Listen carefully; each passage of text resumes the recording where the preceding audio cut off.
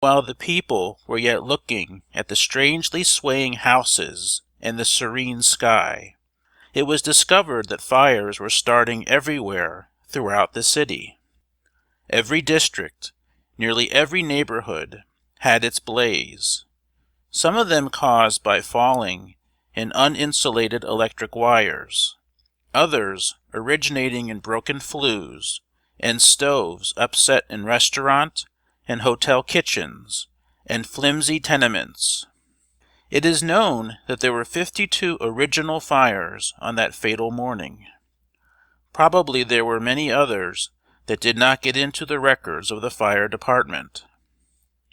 Some were put out by the occupants of the houses where they occurred.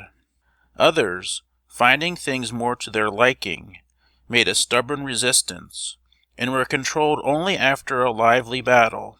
Many, too, getting a better start, growled and snarled like wolves uncaged, and were soon beyond the power of men to cope with.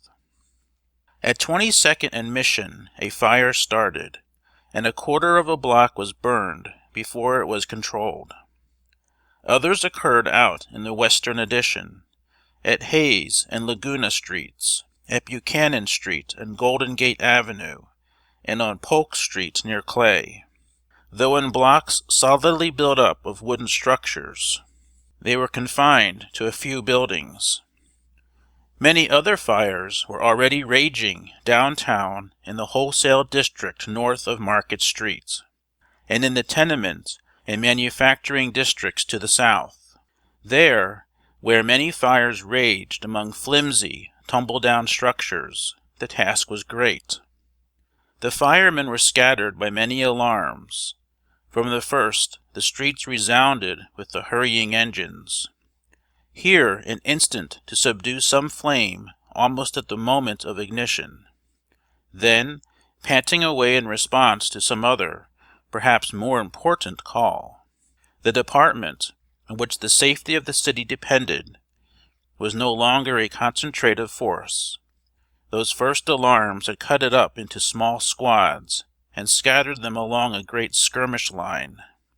Some found the hydrants dry from the first. Others for a time had water. Most of the latter were effectively fighting their separate fires. Others were too few in numbers, too limited of apparatus, to do more than fight and hope for reinforcements. None of them were impotent. All had courage and grit and training, but their task was too great, their isolation from their brothers too complete.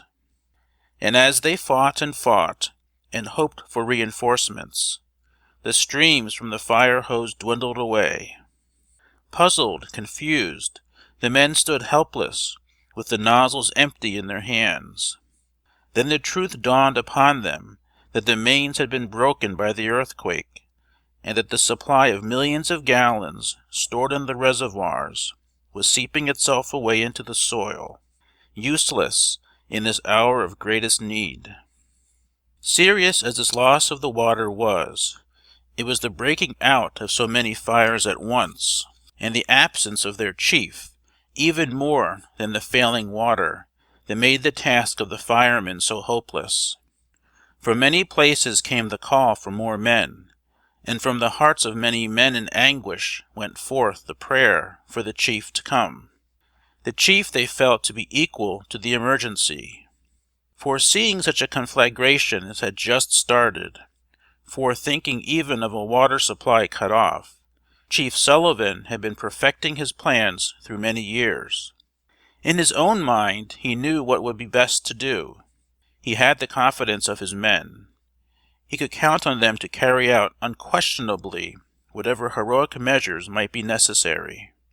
And now that the long-feared event had arrived, those men fought on and prayed for his coming, not knowing then that he was among the first victims of the temblor.